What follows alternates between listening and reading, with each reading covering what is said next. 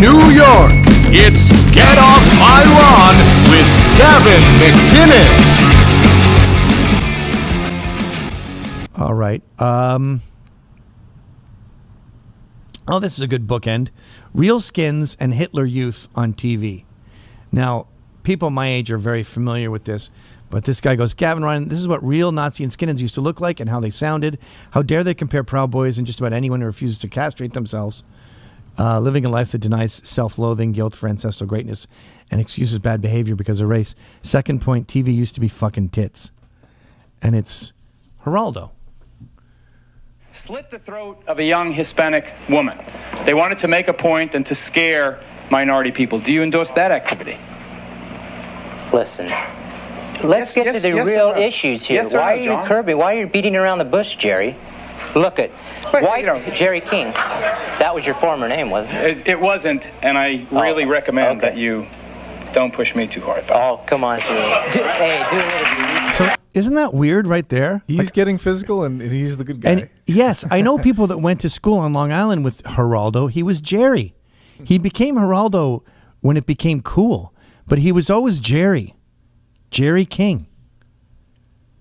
So the guy pointed that out, and he's not taking his bait. What is with the immigrant couple holding a baby next to them? That was dumb. Okay, let's take a break. We'll be right back. Wait, back up to the first part. I want to get that straight. First of all, Blacks, you guys don't really fit in. What? You're not in our agenda. That's what I'm saying. So don't feel like we're going to hurt you. We don't want to fight. We don't care. That's what we're trying What do you want to do? What do you want to do? What about Joseph Stalin and the 30 Almost million people wiped out a race of people. You can't put the supposed 6 million on Adolf Hitler, man, because Joseph Why? Stalin, You can't? JFK, You can't? every man. The Holocaust, did it happen, Bob Hike? Does it matter? How many? Does it matter? There's a 30 million people. Does it matter? Jews in the Ukraine that died. It was killed by Joseph Stalin. He says it doesn't matter. For one. He says the See, these were not, when I was a kid, there was Nazis, like swastikas. They talked about the Holocaust. Today, they throw around the word meaning you don't want too much welfare, you Nazi. Ooh, I got a new one. Imagine saying January 6th was worse than the Holocaust. How many heads explode for what different reasons there? Yeah, that would be funny. If you said it super seriously because you hate Jan 6. It was better than it was better. Ooh. All Kamala Harris had to do was say, there's certain dates we remember, September 11th, the Holocaust, Right. Pearl Harbor. If she just sandwiched it in there. Or you do a tribute where it's like Pearl Harbor, this many dead. 9/11, 3,000 dead. Holocaust, 6 million dead. And then fucking January 6th, and it's like 2 dead. 3. 3. Should we be frightened by his appalling ignorance, or should we be angered? 30 million Shut up! people, man. Or should we be angered by You're a good it? man. No, he's a good man. Shut up! Okay, Michael, what's your education? I graduated from high school, and I'm a layout and design artist. A land design artist? Layout and design. Layout and design. And an ex-con. Are you an ex-con also? Not an ex-con. Are you out of your mind? Yes, you are, Michael. Why'd you tell him the truth? You don't let anybody answer a question, and if you don't have a question like this lady over here, you tell her to shut up. What are you afraid Isn't of? Geraldo just saying shut up? Because I get sick and tired of hearing the sob stories from kikes. I get sick and tired of seeing Uncle Tom here. Don't be a cutie pie, okay? Go ahead, Roy, go ahead. No, let me tell you. Hey, you gotta be kidding. You gotta be kidding. You gotta be kidding. Hey, hold it. Hold it. Sit down. That's when Geraldo got in the face. Oh, shit. He got a chair in the face.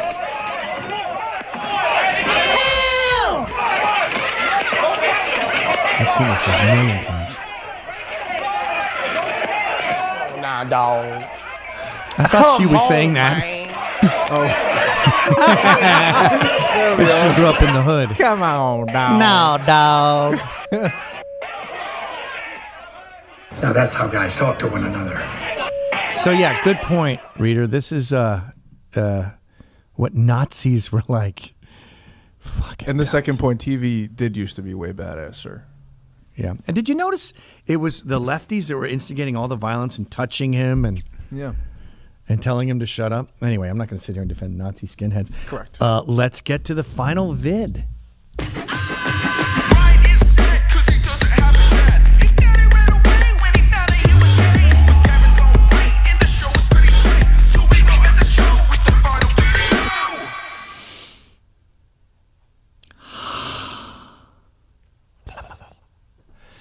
So I'm not sure who invented "you can't park here." I assumed it was Grindface, but here we have someone in Britain saying it to a guy who really fucked himself by driving way too fast. What is that, a Ferrari, a Porsche? You can't park that there, mate. Fuck off! Let's see that again. You can't park that there, mate. Fuck off! One more for good measure. Oh, yes. Everything has to happen in threes.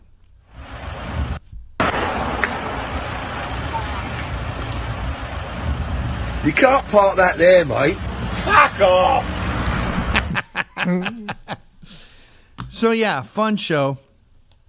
Our culture is pretty disappointing sometimes when you look at 90 Day Fiancé and shit documentaries and this terrible fucking grammar everywhere and people celebrating not having kids and Jews shitting on Israel because it's fashionable and they only care about winning and not preserving their own religion.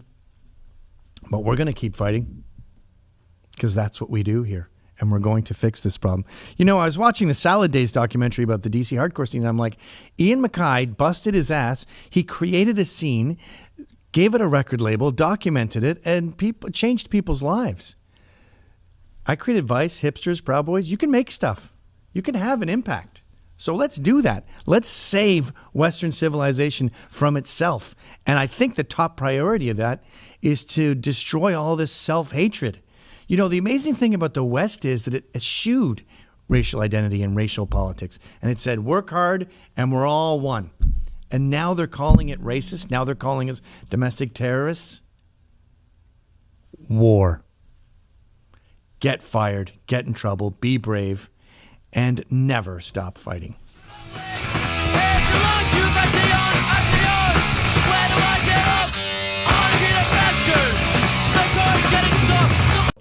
Again, this is this first half hour of the show is free. We put it up as a podcast, and then we go behind the paywall. And only subscribers to Censored.tv can enjoy it. I hope we get some interviews in before we cut you off. But it's the cost of about 2 beers a month. 2 beers a month. I don't think I've had a day where I haven't had at least 2 beers. I don't drink during Lent, but beer isn't drinking, right? I don't drink alcohol like whiskey during Lent, but beer is. I don't think I could get drunk from beer. You know, that's a good point, because when somebody said, like in a rap song, they say good weed and alcohol, nobody thinks beer. If you said, if you were doing a music video and you're like good weed and you put it up weed and then you put up beer when they said alcohol, they'd be like, I think it would take, like, I wouldn't be able to fit the number of beers it would take to get drunk into my body. I'd become like, what's his name? Bad, Michael Jackson, fat, Weird Al Yankovic. Yeah. In that fat video. Anyway, and Colt, we're all enjoying the left overstating how terrible that day was. And Ann Coulter had a great tweet where she talks about this year, the first anniversary of January 6th, you give a gift that's paper-based. Next year, it's fiber-based. Okay, that'll be the second anniversary. And then the third anniversary, your gift should involve leather. I think the year after that is diamonds. I'm not sure. And the strange part about all this is everyone is completely ignoring not just the left burning down America and destroying police buildings and costing, I believe, $3 billion worth of damage. Every major city in the entire country has had a riot. Every state has had a statue torn down. Totally ignored all that. Well, and the argument I get from the left is, that's because that was for civil rights. This was an attack on our democracy. This was a dumb brawl, a riot that broke out because people were pissed off, not just about the election, but about the media and the way that they have been portrayed. That's all it was. And I don't blame them one bit. I don't think they should have done it, but I'm not saying they should have done it, but I understand. Like, say you get kicked out of a bar for no reason, and on your way out you say, fuck this place, and you knock over a bunch of pints and they smash on the ground. I totally get that dude doing that. You shouldn't smash pints on the ground, but I get that you lost your temper. It should be forgotten. But yeah, go to my Getter. I was talking about this the other day.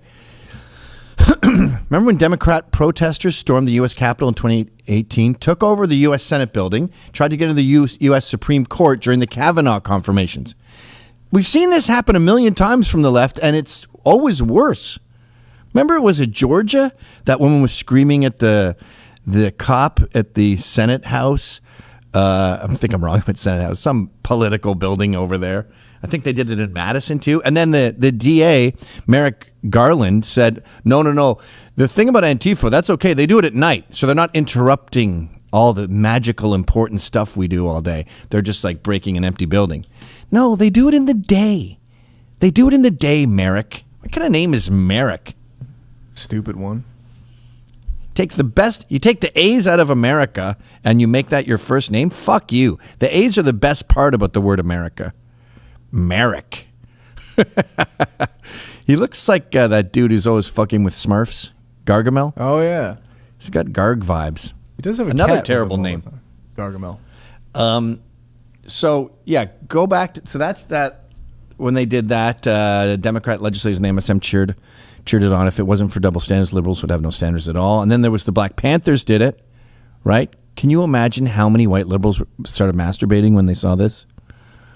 If it was BLM that did this, Jan 6 wouldn't exist. There'd be no one in jail. In fact, I think that was, that was one of the things here on my list. Yeah, go all the way down, Ryan. I forgot to number these, but it's U.S. Capitol riot, 725 arrests, 1 case dropped. And then BLM, Antifa, terrorist attacks, 16,241 arrests. Almost all the cases dropped. That's called Clown World. That's what's great about James O'Keefe's new book, American Muckraker. We just did a commercial for his party coming up. He's having a book party in Miami on January 29th, and you can go check that out at projectveritasexperience.com. That's true. We're going to have James in the studio tonight. Well, then I won't be doing this very much longer. Okay. Because I'm what they call a pussy. And he is huge. Speaking of media, go back to the top there. There's so much fake news around January 6th, and I thought this Chris Hayes saying this was a perfect example. I just want to say something and make it crystal clear. I fucking hate Chris Hayes.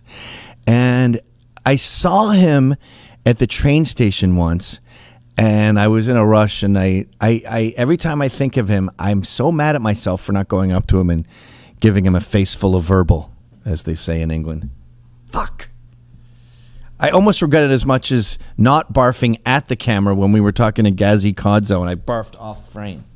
I should have just gone, blah. That would have looked so cool. Yeah. Because it was projectile. It might have even made it to the camera. That would have been bad. That would have been awesome. I'd buy a new camera. Fuck it. Imagine there was a clip of me going, brah. It would be such a great gif. That would be in the intro. That would be fucking, yeah. Oh, regrets. I've had a few. Capitol rioter Ethan Nordine, a.k.a. Rufio Panman, still rotting away in prison, is in jail, still pending a hearing. He suddenly came up with almost $1 million to offer his bail money. Now, his parents exed him and fired him from their restaurant. And his marriage fell apart because Antifa doxed the venue. And since then, he's gotten married and he got back in good with his family. Thank God, because they were able to raise the bail money. It was $980K. You know how they raised that money? They put up their house and their restaurant, and then the entire family emptied their bank accounts. Yes, middle-class people, when they accrue everything, they are able to get $1 million. Then they're broke. That's everything his entire family owns. You fucking asshole. What, you think you're the one with the Soros guys throwing money around. You're the side where lawyers pop, pop, pop, pop, pop, magically appear every time Antifa throws a Molotov cocktail. We're the ones who can't even fucking fundraise. And that's something we're going to be talking a lot about tonight is fundraising. I was talking to this girl, Molly the Stallion Molly on Twitter, and she's a big Jan 6 activist. She couldn't come on tonight because she's sick. But she's telling me all this stuff about PACs, like these project groups, stealing money that is being raised. She alleges that this woman, Catherine Hughes, who runs Patriot something, maybe look her up, she alleges that this woman said to her, if I can make $1 million from this, I'll never have to work again.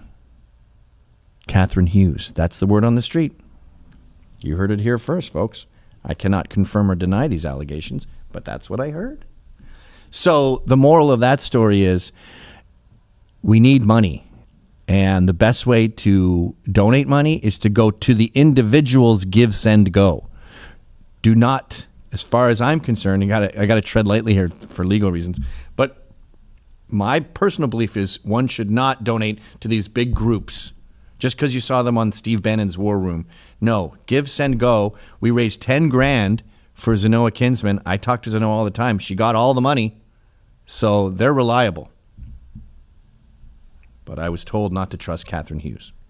Couldn't find much Catherine Hughes stuff. No, it's Stallion Molly. Molly the Stallion.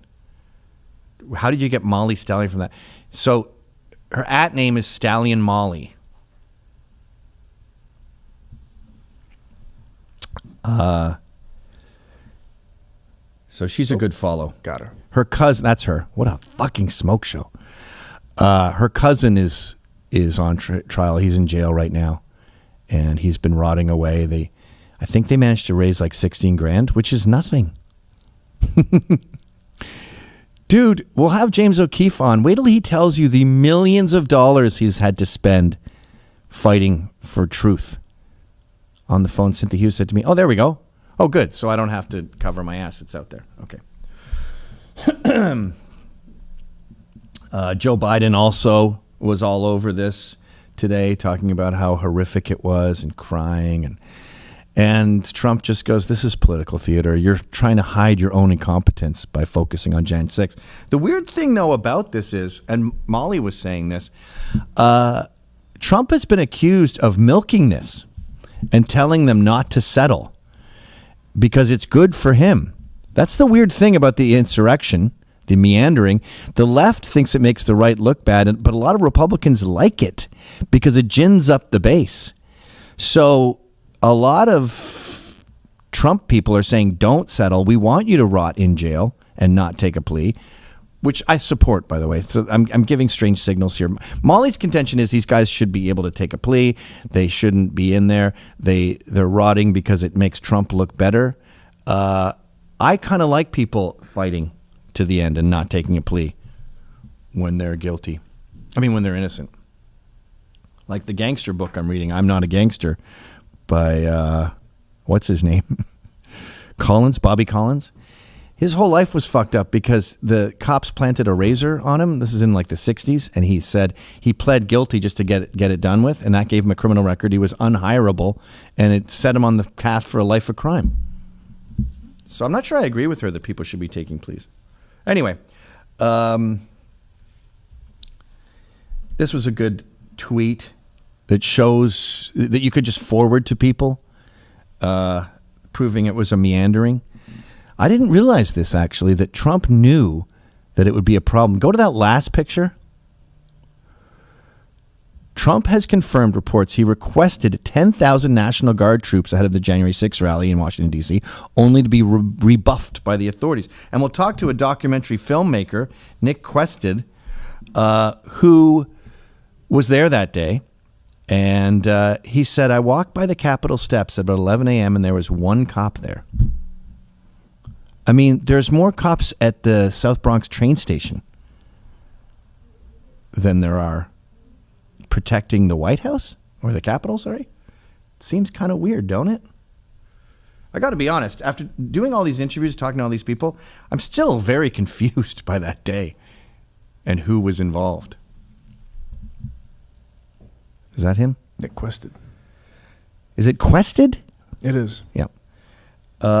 This, like, for example, speaking of the confusion, look at this shit. Elite commandos were hired to protect Pence, and they had shoot to kill authority. Shoot to kill. Like that. For the record, there was 2 deaths that day, not 5. No cops were killed. That's all a lie. Sicknick died of natural causes days later. No evidence that it was linked to anything at the meandering.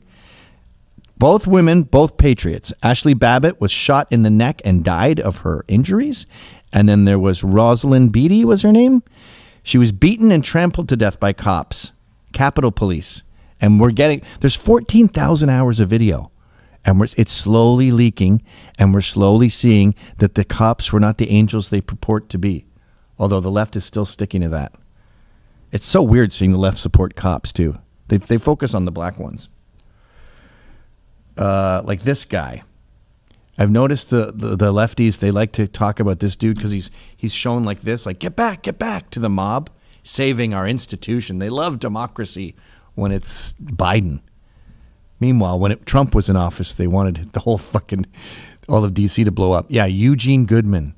He's alive, by the way. I don't know why we're remembering him. But you'll see a lot of liberals will have him as their like screensaver or their banner atop their Twitter account. What a hero. By the way, look at our guys. Don't shoot. Don't shoot. Hands up. Don't shoot. Of course, there's this clown who killed Ashley Babbitt, who is a hero. Talk about black privilege. You shoot a woman. There she is dying. And we walk through wherever the hell they are and talk about how wonderful you are. I saved countless lives by murdering a woman. No charges. No, nothing. And we've since heard that Michael Byrd is another affirmative action hire, totally incompetent, regularly left his gun in the bathroom after he'd take a shit. He's an imbecile. And a hero. She was unarmed. She didn't have like mantis claws or anything on. Yeah, what lives did you save? You know, there's this really crazy conspiracy that I'm kind of down with. Yeah, well, you're the guy who believes in flat Earth and no dinosaurs, so I'm not surprised. It's interesting. So maybe what give is it a watch in your own time. So what are they saying? That Ashley Babbitt was an actor? That there's just so many things wrong with it. The way that people are positioned, the weird things that people do. First, they're friends with people, and then they're like enemies out of nowhere. There's no doubt that there was some Antifa there, and there was some feds egging it on. But most sane people agree that normal moms and dad, boomers, stormed the Capitol because they were pissed off, and that was a mistake. As we'll talk to Dan Hall, yes, Antifa could have been ginning them up, but they were ginning. You know? They were ready to rock. Anyway, we're not going to get into conspiracy theories. It's very scrupulous and interesting. Okay, we've covered all that. And then, yeah, the last link there is that Roseanne Boyland, because we see footage now. And Molly the Stallion was showing it. It looks like they're attacking cops. When you zoom in, you see they're trying to protect people. The cops were beating the living shit out of the patriots. Watch this. The pressing question here is whether the Capitol Police and the government agents killed a second female Trump supporter while putting out the lie that she died from a drug overdose. Roseanne Boyland. In the 3 hours of security camera footage from the tunnel shortly before her death, she's approximately the same location. Her motionless body will be seen in about 10 minutes later in body cam footage. Yeah, that black guy was with her. He saw the whole thing. Yeah, Phil Onius. He's the guy who got his teeth punched out. He's done a lot of really good stuff, and then he was wiped from the internet at some point and hadn't seen anything from him since that interview about this. Really? Mm-hmm. Amazing. Great guy. Okay, let's start the interviews. We've got 1, 2, 3, 4, 5, 6. First interview, documentary filmmaker Nick Quested, who was there. He knows the truth.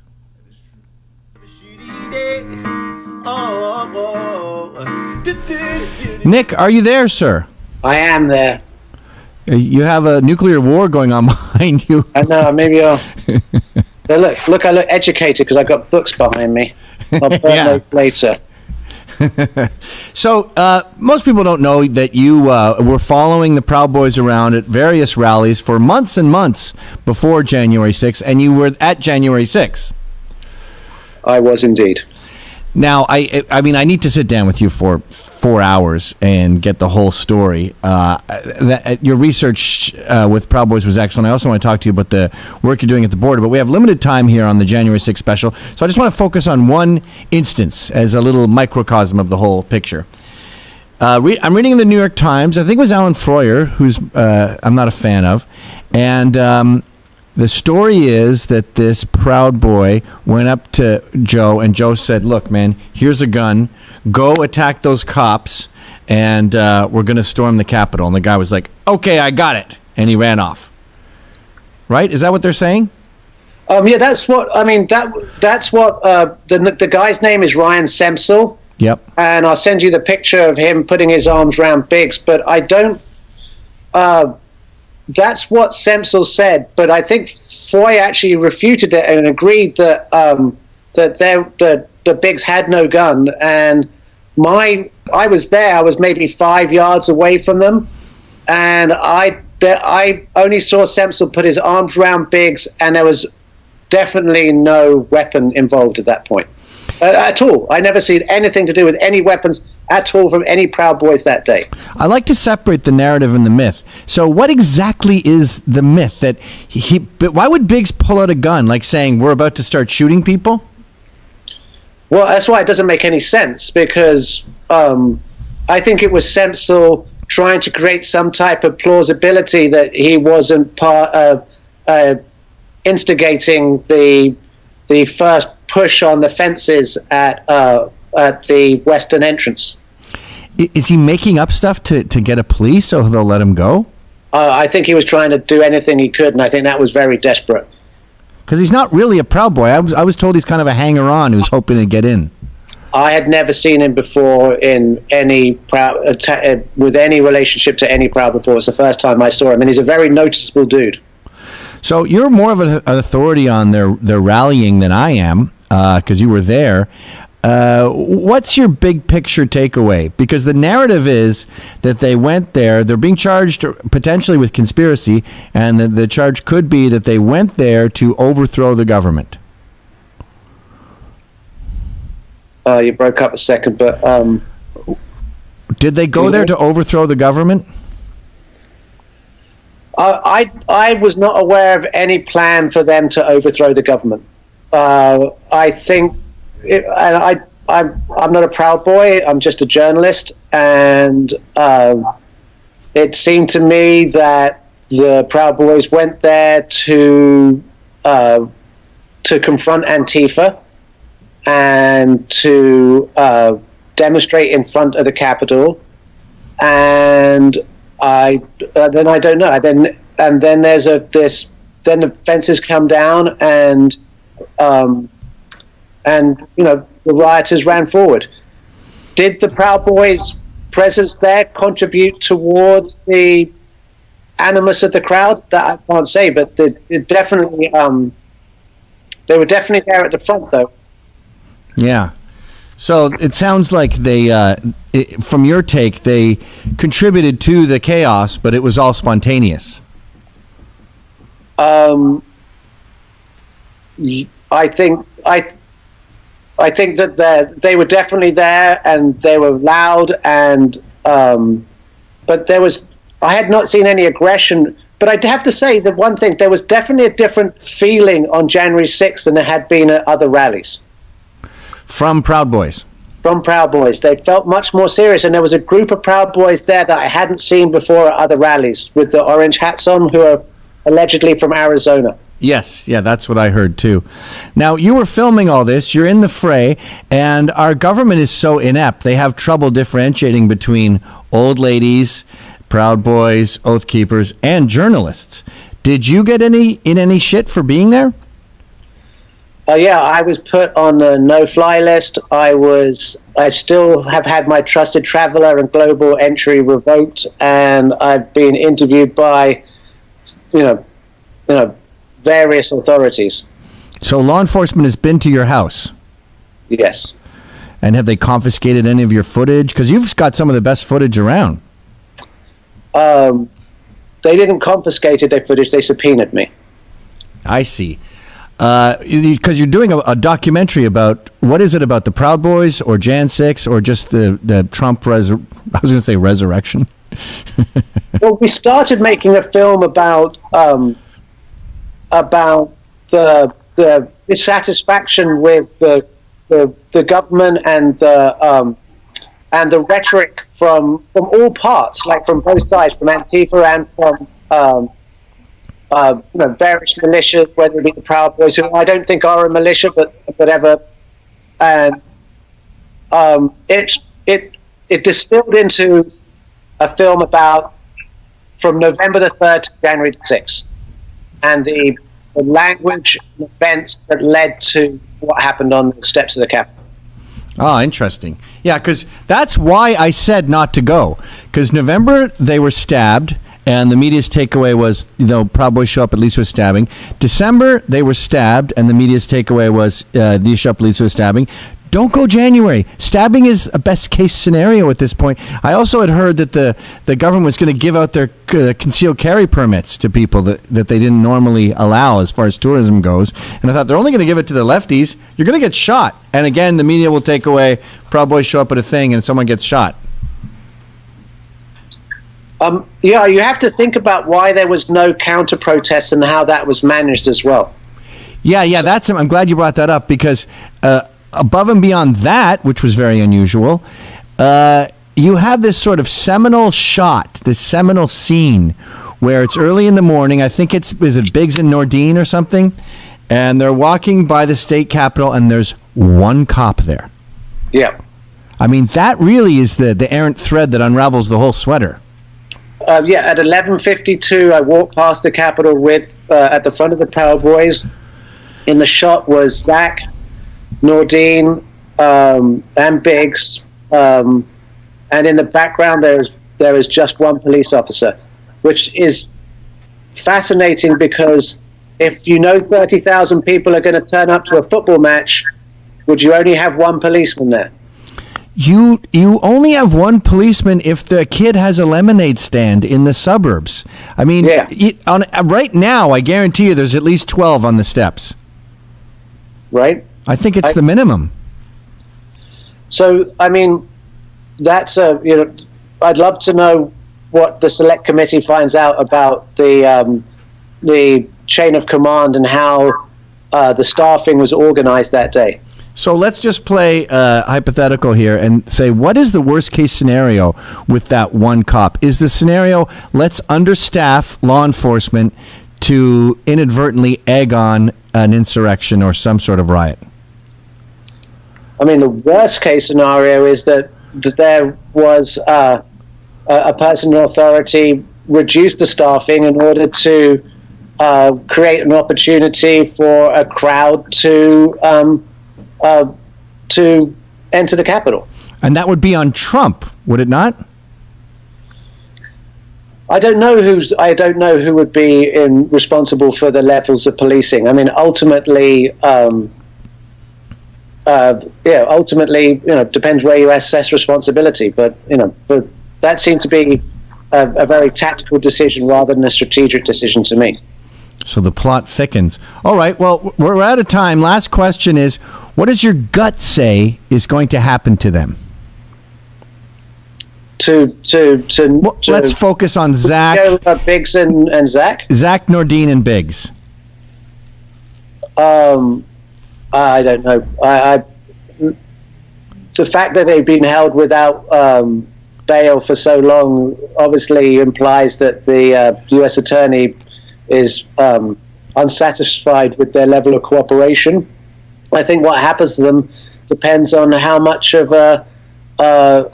they were going to give the federal government in trying to create a relationship between the organizers of Jan 6, the executive branch, and politicians such as Grossar and Meadows.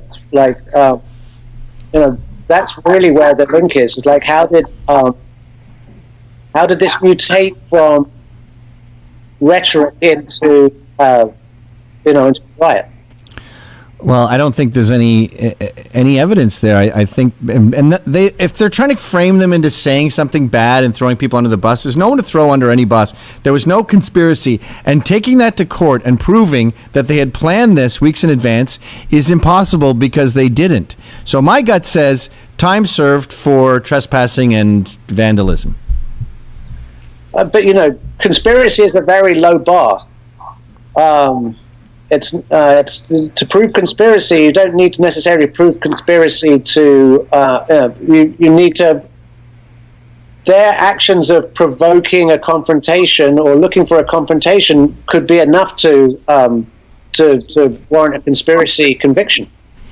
Okay, well, that is a good, because that's not what I heard, but that's a good question for our next guest, who's a lawyer and is representing them. Nick, let's get more intimate, and I do not mean that in a gay way in any way, but let's have a sit down and do a long talk about this, because I feel we've barely scratched the surface.